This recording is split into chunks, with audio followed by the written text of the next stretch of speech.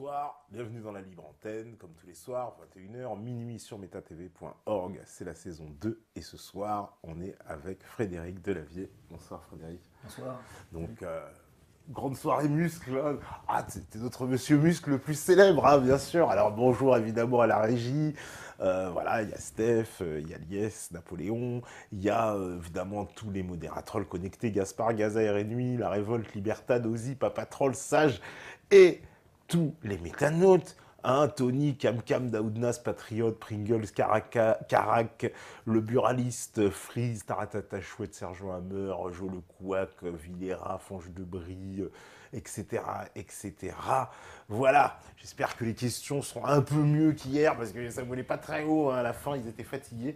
Ah bah ouais, bah ce soir, on va essayer de les réveiller. Tu vas un peu les fouetter, oui, c'est ça. faut réveiller tout le monde. Parce que toi, Frédéric, beaucoup de métanotes te connaissent, hein, à travers tes vidéos. Puis tu as quand même une grande notoriété. Ah, il y a un problème de micro? Non, ça va? Ok. Donc, tu as une grande notoriété. Tu es quand même un des Français les plus connus, les plus reconnus, hein, en matière, alors, musculation, mais aussi, précisons, parce que toi, tu es un dessinateur, hein, aussi. T'es quand même... Ouais, j'ai une base de dessinateur. Je faisais du sport et puis je dessinais en même temps. Tu dessines en même temps, Voilà. Tu as fait les Beaux-Arts en plus? Alors j'ai fait les Beaux-Arts en éditeur libre, 9 ans. Alors c'était les Beaux-Arts, à l'époque, c'était Jean-François Debord qui était excellent. Tu avais tout le monde, tous les mecs qui venaient, tous les gens qui venaient de Paris, tous les passionnés qui venaient étudier l'anatomie. Alors tu avais en fin de compte très peu d'élèves des Beaux-Arts qui restaient là parce que bon, ils veulent le diplôme, ils y vont une fois et puis après ils vivent leur vie d'étudiant. Il y en a très peu qui font les cours. Puis dedans on avait des... je sais pas, Douaneau ou je me souviens plus, je me souviens plus lequel, hein, de quartier, je me souviens plus. Je me souviens plus, on avait des photographes, on avait comment il s'appelle, le mec qui a fait le chat du rabbin qui venait aussi, qui était passionné d'anatomie aussi. On avait tous les gens, et vraiment les cours étaient bons, et on avait tous les passionnés d'anatomie, morphologie qui venaient, et c'est là où j'ai rencontré mes autres profs, hein, comme Dominique Bastian, qui était le directeur du musée Orfila-Rouvière d'anatomie de Paris, à la faculté des Saints-Pères. Dans le 5e, il est mort maintenant, paix à son âme, c'était vraiment quelqu'un de bien. Et avec lui, après, on était passionnés, puis on discutait, on allait boire des verres en sortant. Et puis, je faisais tous ces enseignements en fac de médecine, c'était devenu un ami. Et on faisait toutes les dissections ensemble. Alors, on commençait en cours, parce que j'allais à ces dissections. Parce que c'était un passionné de dessin, le mec, en plus de dissection, c'était un médecin anatomiste. Donc, il enseignait aux kinés, aux étudiants en médecine en première année, donc on venait, nous, ils disséquaient devant nous, et puis à la fin, quand les mecs partaient, on restait encore 1 heure à disséquer, à étudier, pour comprendre le corps humain. D'où la couleur de mes dessins qui se rapproche un peu, des fois, des corps morts et formolés. Mais bon, c'est ce que j'ai vu, c'est des souvenirs. Mais par contre, c'était très dur psychologiquement, parce que à la suite de ça, j'ai quand même fait une dépression, mais c'est post-dissection. C'est-à-dire que quand tu fais plusieurs années de dissection, c'est quand même, au début, tu te protèges, mais en fin de compte, la vision de la mort n'est pas forcément... tu as tout le temps un prix à payer.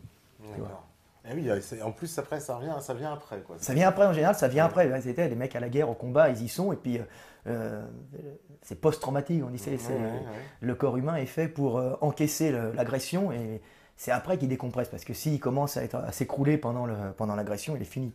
Donc c'est après qu'il va décompresser. Donc c'est assez particulier. D'ailleurs, je ne pense pas que la dissection est une activité anodine, parce que ça doit quand même bien travailler les mecs, vu qu'on voyait pas mal de profs de dissection qui allaient se biturer un peu à la bière à la fin de leurs heures, quoi. Ouais, d'accord, mais ils aiment, c'est une passion, ils enseignent aux gens. Ouais. Et ils sauvent des vies aussi par leur enseignement. Ouais. Voilà. Alors toi, en plus, tu as fait... des livres qui parlent de ta méthode aussi, la méthode de Lavier. Il n'y a pas de méthode de Lavier, vraiment. C'est des livres qui expliquent un peu toutes les techniques pour ne pas se blesser et pour progresser. Il n'y a pas une méthode, parce qu'il y a plein de types morphologiques différents, plein d'individus différents, tout le monde ne réagit pas de la même façon. Il y a un cadre dans lequel on évolue, et puis dans ce cadre, on peut être plus ou moins à droite, à gauche, au milieu.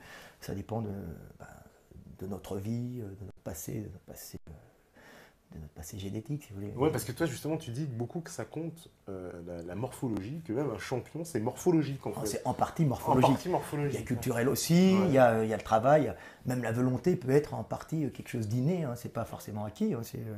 Donc la morphologie joue énormément dans le sport. Alors il n'y a pas que ça, hein. Je sais que Thuram me dit oui, mais moi j'ai pas réussi, mais c'est parce que je voulais ça. Mais c'est aussi parce qu'il avait certaines capacités de base, hein. Et on voit la morphologie des haltéros, c'est pas la morphologie des coureurs de fond.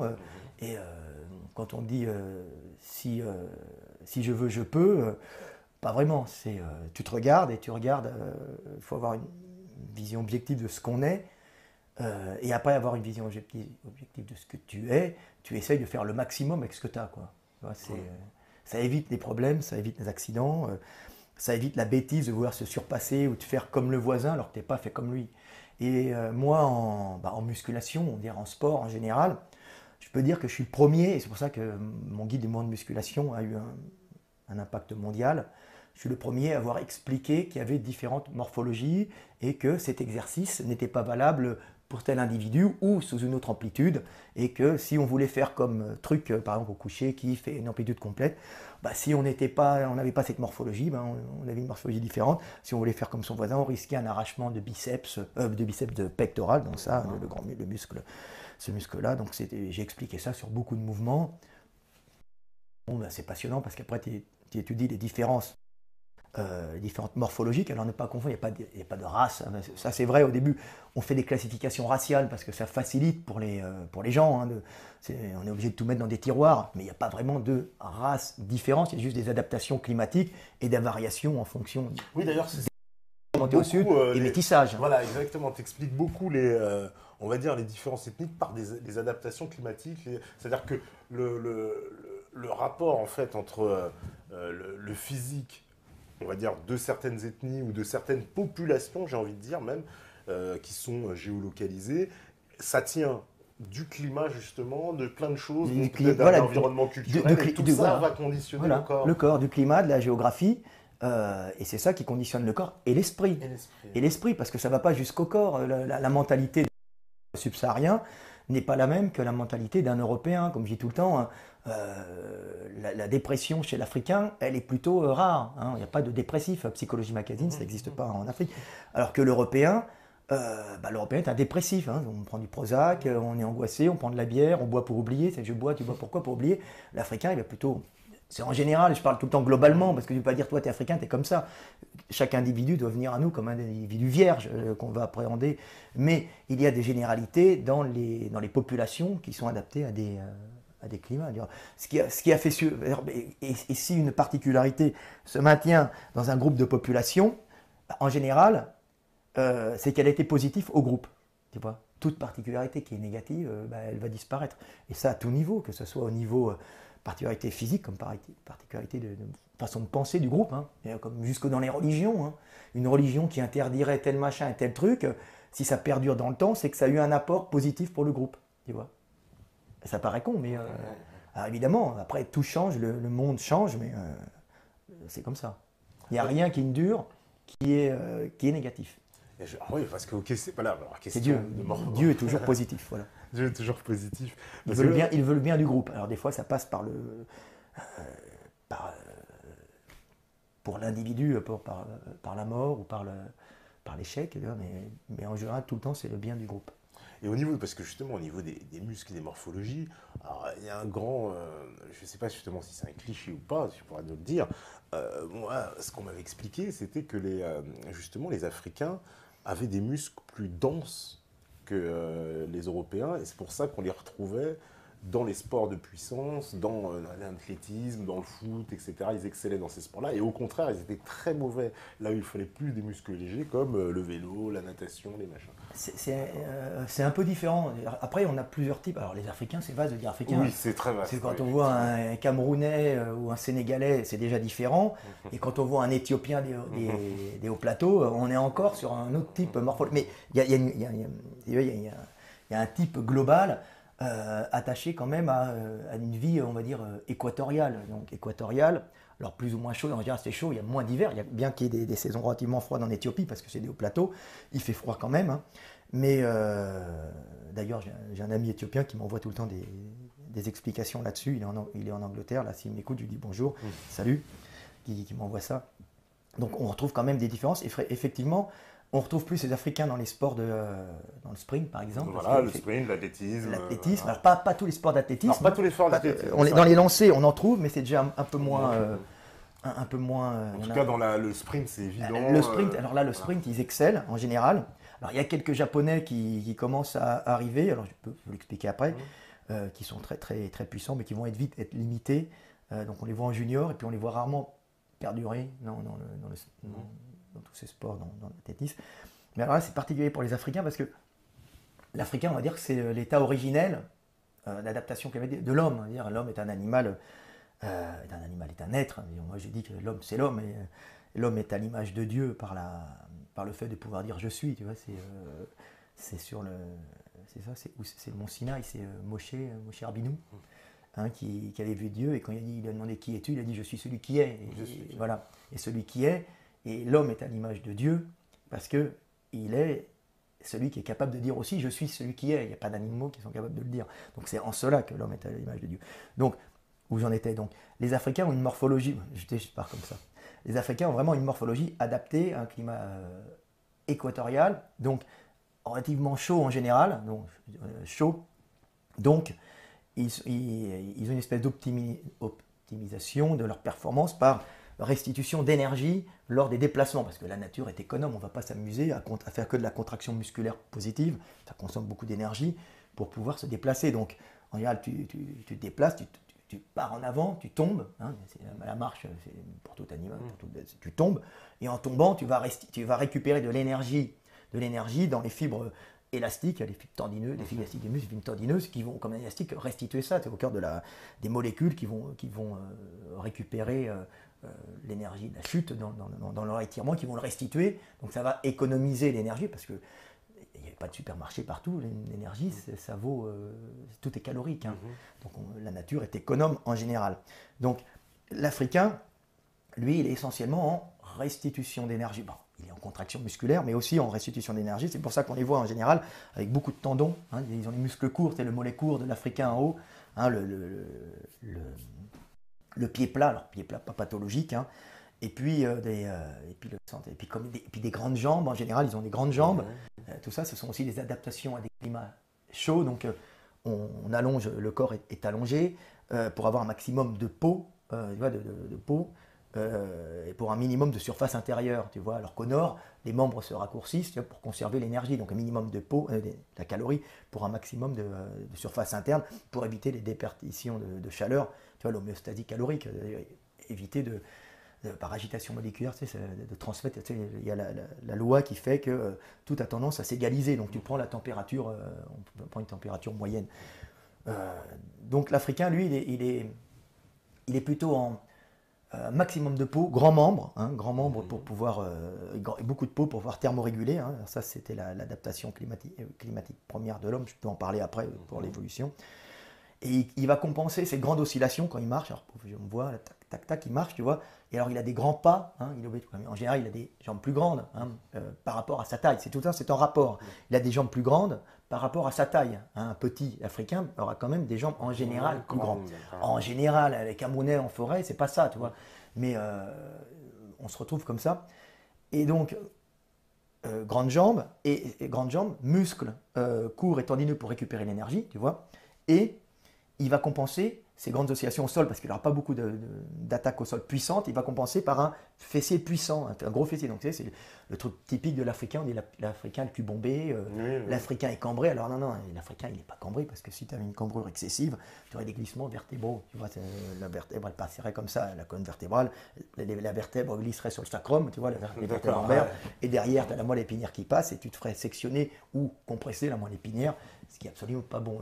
En vérité, le truc de l'Africain, c'est quand on regarde bien les chutes de rein des Africaines, c'est très particulier. Donc, l'Européenne est plus en largeur. Tu vois, l'Européen, je dis l'Européenne parce qu'on regarde les culs des femmes, nous les hommes.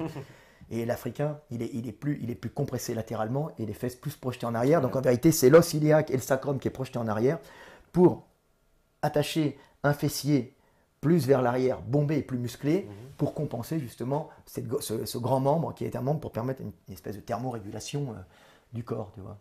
Donc du coup, quand ils se mettent à courir, ils sont beaucoup plus efficaces parce que proportionnellement, ils font de plus grandes enjambées. Tu vois, il court, donc c'est Usain Bolt, hyper grand avec une morphologie d'Africain. Donc c'est sûr que le démarrage, ça avait plus dur, mais quand il a passé les... Je ne suis pas spécialiste du sprint, mais quand il a passé sûrement les 10, 15 mètres, 20, 30 mètres, il se trouve, c'est une bombe qui n'est pas rattrapable parce qu'il a des grandes jambes avec un cul énorme. Tu vois, et donc il fait des oscillations avec un fessier hyper puissant, il ramène ça, tac, tac, tac, tac. Un Européen avec des jambes plus courtes, il va être obligé de ramer comme les bassets, tu vois, le petit basset qui marche à côté de sa maîtresse, ou tu vois, le Yorkshire, ou le Chihuahua, il est là pour arriver au même niveau, il marche à la même vitesse, mais donc ça, c'est une convention. Donc on les retrouve, alors avec en plus une tonicité musculaire plus importante. Que l'Européen, c'est un muscle un peu plus tendu que l'Européen, adapté au climat chaud. Il a la tension optimum pour un climat chaud.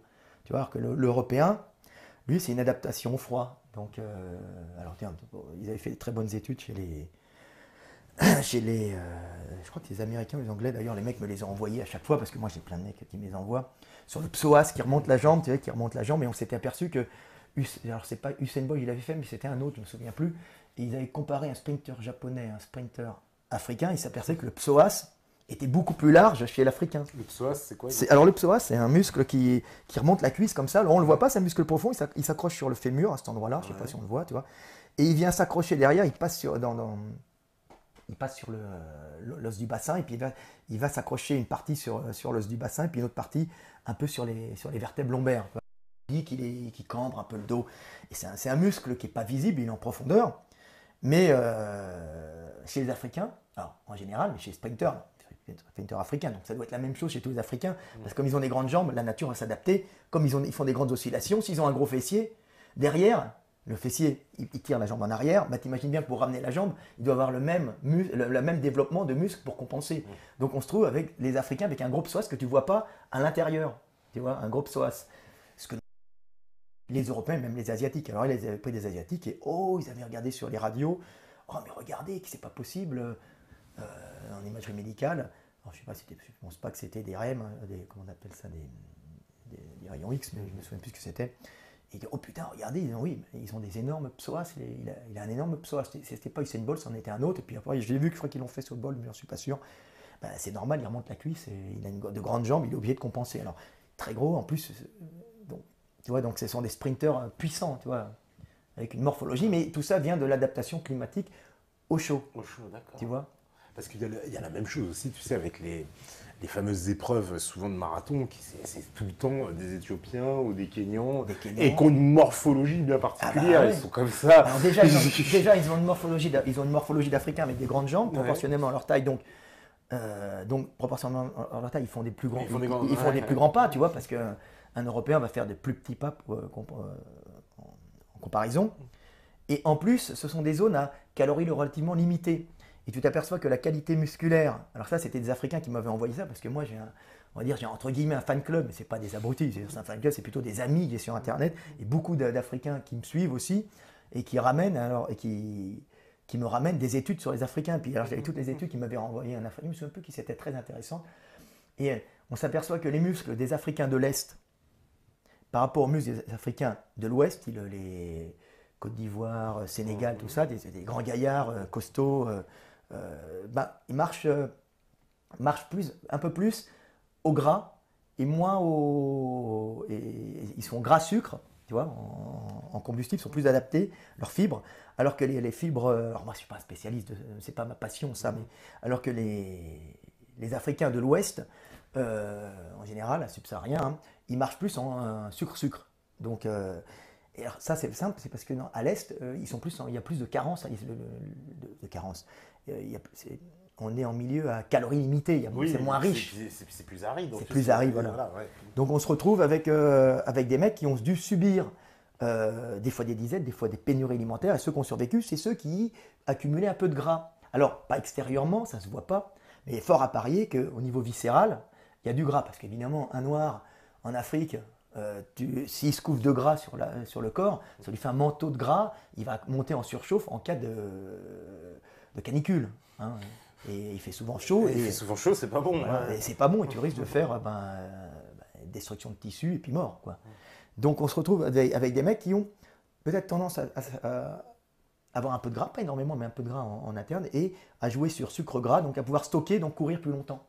Tu vois, parce que tu stockes du gras et de la réserve. tu vois. Alors, c'est pas les mêmes raisons, mais alors. Donc, ils sont légers, donc ça fait des mecs. Parce qu'ils dominent, pareil, cette discipline. Il y a oui, toujours un Quignon à la fin. Quelques petits berbères, voilà, t'as quelques petits berbères. Alors, il y a des petits berbères qui arrivent. Des petits berbères aussi, qui sont aussi en calories limitées. Alors, d'ailleurs, ça se ressent un peu, parce que c'est un peu aussi le côté désert, c'est quoi? Parce que c'est oui, c'est côté chaud et calories limitées qui fait que, si tu veux, il y a beaucoup, il y a à manger au Maroc, en Algérie, c'est vert, des oranges, mais ils sont coincés quand même entre le désert et la mer Méditerranée.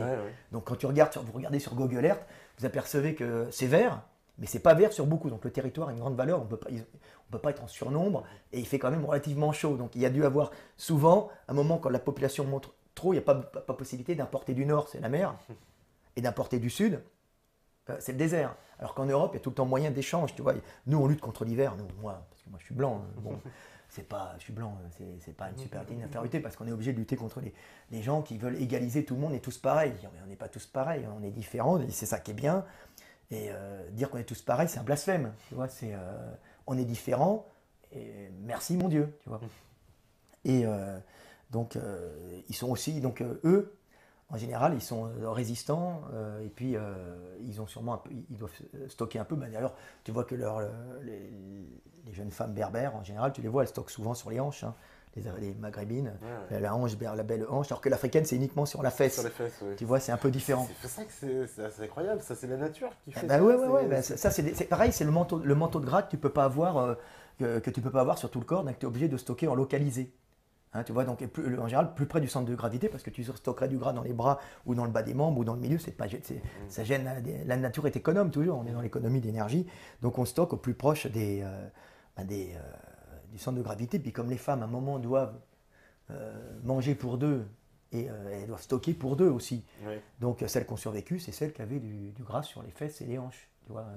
Alors sur les hanches au Maroc, en Algérie, tout ça, c'est la danseuse un peu sur le ventre, tu vois, mais un peu moins là-haut. Alors que l'européenne, tu sais, la sibérienne, c'est le manteau de gras. C'est la belle sibérienne avec la peau là. Elle n'a pas ses fesses et ses hanches orientales ou africaines. Oui, parce qu'il faut qu'elle se protège. Ça, et voilà, il faut qu'elle se protège du froid. Tu vois, et alors que chez la maghrébine, ça va plus se mettre sur la hanche. Alors ça, c'est des généralités. Les maghrébines toutes sèches, tu trouves de tout.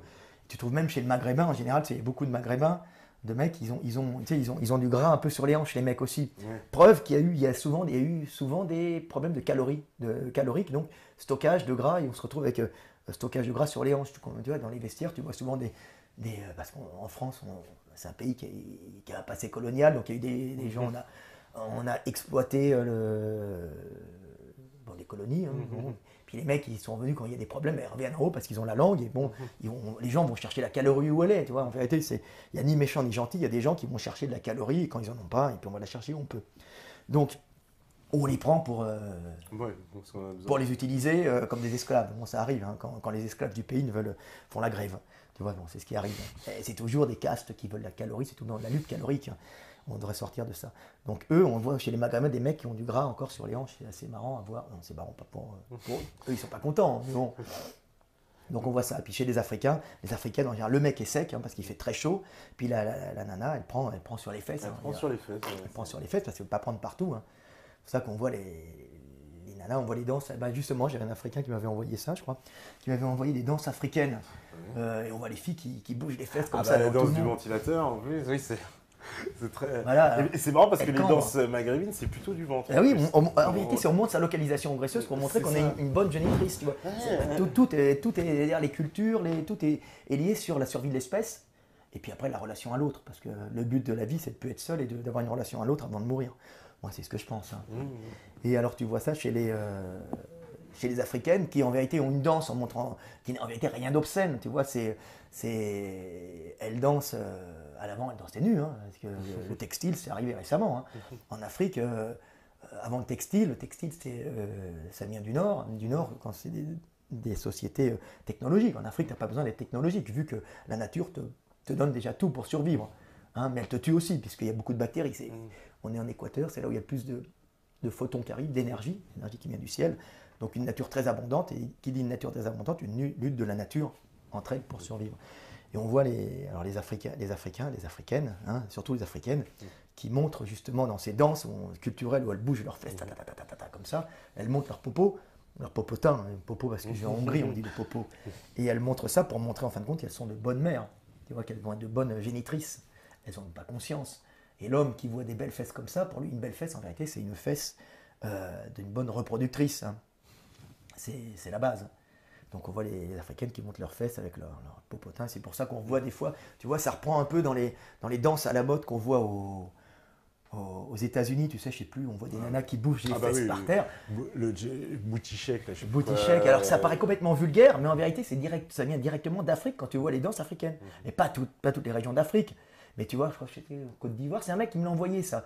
Et en vérité, il n'y a aucune vulgarité là-dedans et ça a été repris chez les rappeurs, les trucs machin, et puis par les blanches aussi qui le font pas mal aussi des fois. Mais en vérité, c'est des trucs pour montrer la localisation graisseuse africaine. Et c'est pas du tout un truc de gangster, de rap, comment on appelle ça, un gangsta, je sais pas quoi. Ouais, gangsta rap. Un gangsta rap avec les nanas comme ça. En vérité, ça vient d'Afrique. C'est un truc qui était là pour montrer dans ce combat pour vivre, pour que l'espèce dure. Les femmes montraient leur féminité. Ouais, d'accord, et les autres, c'est pareil, c'est du côté du ventre. Du côté du ventre, danse la du hanche, ventre. et on montre qu'on est une bonne. Ouais, voilà, ça fait partie aussi parce que c'est un peu érotico quand même, sexuel, la danse du ventre. Ah oui, mais c'est ça qui fait que le monde continue, tu vois. Donc c'est marrant. Hein. Alors que l'Européen caché sous ses habits parce qu'il fait froid, il va faire des danses traditionnelles en tac tac tac, tu sais, la valse, des trucs comme ça, on danse et puis on va montrer sa caste aussi parce que c'est très différent comme structure l'Europe, hein, puisqu'il y a le froid. Mais le French cancan, c'est pas un peu justement, non, c'est... Ouais, je connais pas trop, mais oui, c'est un petit brin, justement, dans cet on monte ses esprit-là, jambes, oui. Je suis une bonne reproductrice. Il y avait le corset. Hein. Le corset, c'était pour montrer la taille fine et la hanche marquée. La taille fine et la hanche marquée, montant que tu es une femme, un homme, il n'a pas la hanche marquée. Les hommes, ils ne regardent pas les gros, ils regardent essentiellement la forme. C'est-à-dire inconsciemment, on regarde la forme de la hanche chez la femme et la forme de la fesse. C'est ça qui nous attire, nous, les mâles. Les mâles donc, tu sais, le corset à l'époque qui montrait le... Oui, inconsciemment, parce que toi, d'ailleurs, tu dis... il faut être honnête, les femmes, on ne s'intéresse qu'à leur intellect qu'en deuxième position. Bah oui, c'est pas la première chose qu'on regarde. En tant qu'homme, moi si. Ah oui, mais moi après je me fais taper sur les doigts quand je dis des trucs comme ça à l'antenne, tu vois. Après j'ai toutes les femmes qui me tombent dessus. Oui, mais de lavier, ça va mettre chaud. Pas du tout. Mais non, mais le monde change en plus. Maintenant, il y a les femmes qui gueulent. Maintenant, la femme peut être quasiment indépendante grâce aux aides sociales, grâce aux crèches d'État, grâce à l'État qui prend en compte les femmes. Donc l'homme arrive pour elle arrive facultativement dans un second temps, tu vois. Elle peut être une génitrice, c'est Goldman, elle a fait un bébé toute seule, tu vois. Ah bah oui, elle a fait un bébé toute seule. Oui, mais c'est pas con sa chanson, si elle a marché, c'est que c'était vrai, tu vois. Et parce que maintenant, c'est vrai que les femmes peuvent dire, tu me fais chier, je pars avec mon gosse, et tu me files la pension. D'ailleurs, les lois sont là à la base pour protéger la femme. Le problème, c'est qu'un petit peut bien, dans un monde complexe, hyper socialisé, c'est un monde à une complexité sociale énorme, on est l'animal social le plus complexe, hein. Il a besoin de son papa et de sa maman, hein, et on ne sait pas ce que ça donnera des petits dans des familles éclatées, tu vois. Alors surtout s'il a une famille éclatée peut-être, mais si la maman retire la garde, prend le petit, il est méchant, il me tape, il y a tout le temps la femme qui se fait passer pour la victime. Les hommes ont aussi des défauts, hein. Les hommes des fois abandonnent leurs enfants lâchement, il n'y en a pas un qui est là, qui est mieux que l'autre, hein. Mais c'est vrai que dans un monde comme ça, la femme a beaucoup plus de moyens de pression, elle n'a pas toute la structure sociale comme avant qui l'empêchait de partir quand elle voulait, hein. Alors qu'est-ce qui est le mieux? On est en rééquilibration, c'est un rééquilibrage, tu vois. Donc on va voir comment ça va se passer. Donc c'est tout dans la voie du milieu, mais c'est vrai qu'en ce moment on est en changement. Parce que aussi le changement il se fait, tu vois, parce que justement c'est marrant, tu parlais tu vois, de ce rapport de séduction. Aujourd'hui les femmes elles sont justement, j'ai envie de dire, dans un rapport aussi, dans cette domination, cette égalité qu'elles demandent, est-ce que ça ne se transforme pas justement en une domination? Est-ce qu'elles ne veulent pas aussi des fois la domination? Un peu, des fois, alors pas toutes, mais certaines veulent, certaines prennent ça comme une vengeance, tu vois, une vengeance de centaines d'années, voire pour elles de milliers d'années, pas milliards, milliers d'années d'esclavage de la part de l'homme. Ce qui n'était pas à la base un esclavage réel, parce que quand je dis tout le temps, si un comportement a duré, c'est qu'il était positif pour l'espèce. Autrement, il n'aurait pas duré. Quand un comportement change, c'est qu'il y a un changement du milieu qui fait qu'il change. Et, il y a réadaptation. Alors, on est en période de réadaptation. Mais c'est vrai qu'on a chez les femmes qui n'ont pas encore une ouverture de conscience et qui n'ont pas encore pris conscience de leur animalité, c'est-à-dire, comme pour l'homme, prendre conscience de son animalité pour pouvoir s'en extraire et la maîtriser, je dis tout le temps ça, ben, on a des fois une espèce de vengeance, vous nous avez exploités, maintenant on veut l'égalité, alors qu'on ne peut pas effacer comme ça des milliers, des centaines de milliers d'années d'adaptation. C'est dire, ok, vous avez raison, mais allons-y en douceur, tu vois, allons-y en douceur, parce qu'il y en a plein qui vont payer les pots cassés, quoi, tu vois, ça va être, donc effectivement, on voit souvent les fémènes, tu vois, qui sont souvent hystériques. Ça c'est voilà, là on est dans l'archétype même de ce dont on parle. Ils montrent les seins, alors on les voit qui sont, alors la plupart, alors il y en a sûrement qui partent d'un bon sentiment, et puis il y en a d'autres, c'est de l'exhibitionnisme, il y en a qui montrent leur sein. Bah, j'ai vu sur leur couve de leur, comment dire, de leur site internet, t'as des couilles arrachées dans une main, une faucille dans l'autre, elles s'extrémisme. C'est un peu stupide. Alors moi souvent je regarde les femmes, parce qu'il y en a qui se montrent toutes nues, le sexe rasé, alors je trouve ça assez excitant, alors je les regarde. C'est pas l'effet escompté, c'est pas l'effet qu'elles voulaient, mais bon, ça part sûrement d'un bon sentiment. C'est vrai qu'il faut arranger ça, mais elles n'ont pas pris conscience de tout notre passé. Tu vois, il faut revenir là-dessus. Les hommes ne sont pas des femmes, les femmes ne sont pas des hommes. Il va y avoir certaines... On va pouvoir à peu près moduler un peu ça. Il va y avoir peut-être une ressemblance. Des hommes un peu féminins, des femmes un peu masculines, ça peut arriver. Moi, je m'en fous. Moi, j'aurais tendance à être un peu masculin, un peu plus, mais encore que ça dépend des côtés. Mais bon, faut rééquilibrer tout ça. Et puis, l'homme n'est pas une femme. Donc toi, déjà, t'es anti-théorie du genre. C'est complètement débile. C'est absolument débile. Il faut laisser les petits-enfants exprimer ce qu'ils sont réellement, des hommes ou des femmes, quoi. Parce que là, là, c'est un peu comme on les invite un peu à choisir un sexe, un genre. En tout cas, on leur dit, bah, tu choisis, tu veux être un garçon, ça va donner quelque chose enfin, je sais pas, qui va perturber. On en revient un peu. On s'est aperçu qu'on a fait un excès. Là, c'était un excès. Tout le monde est pareil. On n'est pas pareil. On voit bien, par exemple, que rien que pour s'occuper des petits, des bébés. Alors on dit oui, un homme peut très bien s'occuper comme une femme d'un enfant. Sauf que l'homme, il est beaucoup moins résistant au stress permanent qu'une femme. Taux de testo plus élevé, il va monter plus vite. Un bébé, ça demande une attention permanente. C'est quelque chose que l'homme a du mal. L'homme, il est capable, l'homme, il n'est pas capable, il n'est pas qu'il n'est pas capable, mais souvent, il est incapable de faire ça, ou avec beaucoup de difficultés. Mais pas tous les hommes, bien sûr, hein. Et toutes les femmes ne sont pas capables de subir un stress permanent.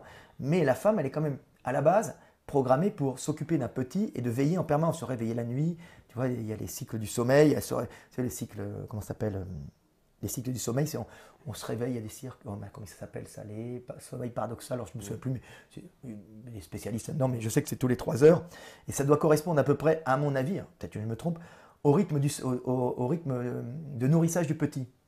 Tu vois, tu te réveilles, hop, tu nourris, parce qu'on ne fait pas que le nourrir, on l'hydrate aussi. Tu vois, parce qu'on oublie, je donne le biberon, je donne à manger, je donne à boire, en vérité, une hydratation du petit estomac, du petit système nerveux qui est en développement.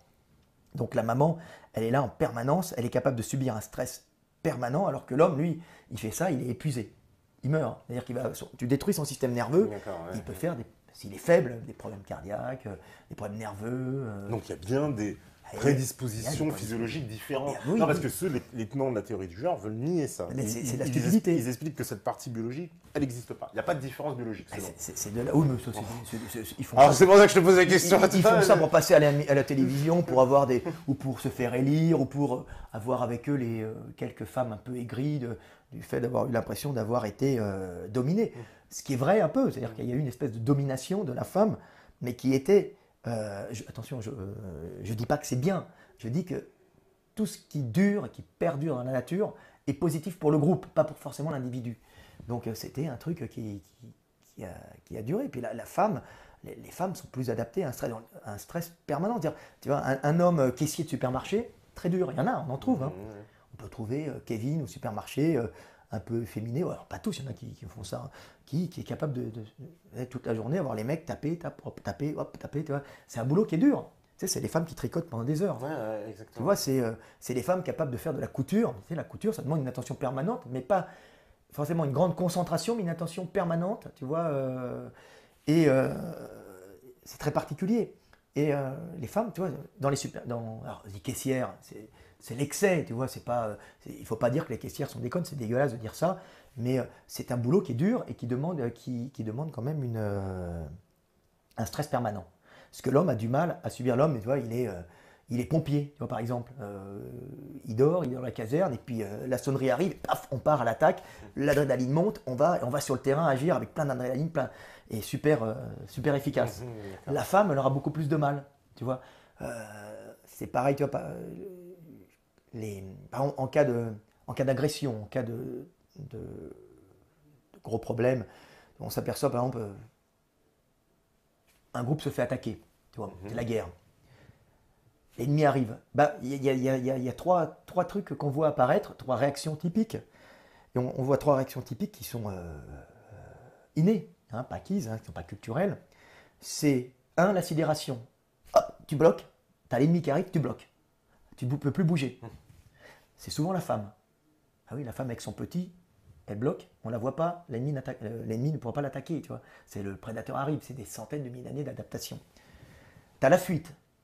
La fuite, c'est la deuxième solution. En général, c'est les hommes et les femmes. On est plus dans les hommes et les femmes. Et tu as l'attaque. L'attaque, en général, c'est les hommes. Alors, ce n'est pas que culturel, c'est aussi inné. Tu vois. Et pourquoi? Parce que la femme n'a pas forcément la possibilité d'attaquer. Ce n'était pas son rôle. Elle, c'était la protection du petit avec le petit. Et l'homme partait devant attaquer. Tu vois. Parce qu'on est passé quand on a eu la bipédie, on a eu vraiment une structure sociale qui a changé de nos ancêtres de forêt. Donc, je peux en parler après, mais bon. Tu vois, donc l'homme et la femme ne sont pas réellement pareils. Hein, tu vois. Ouais, parce que ça voudrait dire, justement. Heureusement. Voilà, quand j'entends Najat Vallaud-Belkacem qui dit il faut qu'il y ait plus de femmes maçons et plus.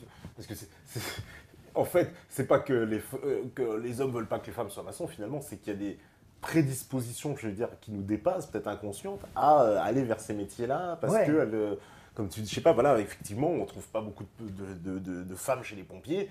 Mais c'est peut-être parce que c'est ce que tu viens on peut trouver, il ne faut pas interdire. Non, j'ai pas dit qu'il y en a quelques-unes, mais en proportion, il y en a très peu quand même. Ça reste très minoritaire. Ça reste très minoritaire. Après, une femme qui va être pompier, qui a les prédispositions, il faut la sélectionner. Il faut sélectionner les individus sur leur qualité et pas sur leur sexe. C'est une stupidité. Normalement, on sélectionne les individus sur leur qualité. Donc, hommes, femmes, on s'en fout d'où ils viennent. Hein, on s'en fout du sexe, on s'en fout de l'origine. Pour que le meilleur individu, pour que les meilleurs aient les postes qui leur correspondent. Et ensuite, ils tirent le groupe vers le haut. Donc tout ça dans cette optique de survie du groupe. Hein. Oui, voilà, c'est survie du groupe par rapport aux autres groupes. Parce que malheureusement, toute cette histoire de prédation sur Terre, on n'est pas encore arrivé avec un système d'échange. Tu vois, on n'est pas encore dans l'échange, on est encore dans la prédation. L'échange, c'est quand je donne autant que je reçois. Là, pour le moment, en général, on prend plus. Malheureusement, les gens ont tendance à prendre plus qu'ils ne donnent. Mais bon, il faut arriver à ça. Donc, voilà. Ah non, parce que c'est comment on appelle ça? Bon, c'est la théorie du genre, c'est quand même, j'ai envie de dire, la théorie du moment, ce qu'ils essayent d'implanter chez les gosses, avec, comme tu l'as dit, alors, réticence de la population, mais on voit bien la volonté des élites d'en faire un projet de société. C'est idiot, alors. C'était l'histoire du féminisme. Tiens, mon micro, il est accroché sur mes fesses. Et non, c'est ça, c'était le problème qu'il y avait eu en Allemagne. J'avais expliqué ça sur une...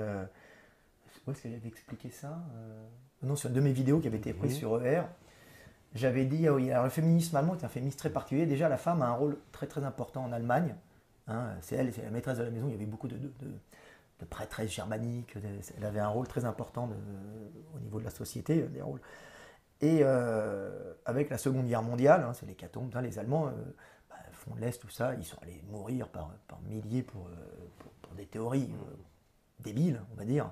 Hein, qui partait peut-être d'un bon sentiment, mais qui était complètement débile avec ce racisme abruti, quoi. Une mauvaise assimilation du darwinisme, on va dire. Hein. C'est ça.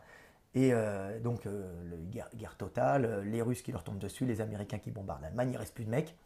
Berlin, comment ça s'appelle, Dresde, Hambourg, rasé. Hein, il ne reste plus quoi? Les mecs, il ne reste plus que des enfants, des blessés, des vieux et des femmes. Tu vois? Ah oui.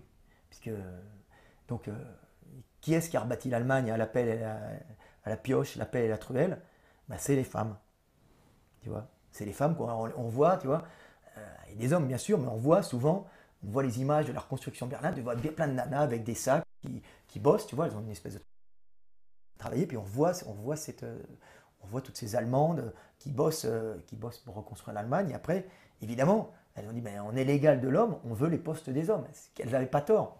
Sauf qu'au niveau esprit, elles n'ont pas cet esprit de capacité de gestion tridimensionnelle des hommes, des choses dans l'espace. Parce que l'homme va à l'extérieur, à la base, chasser.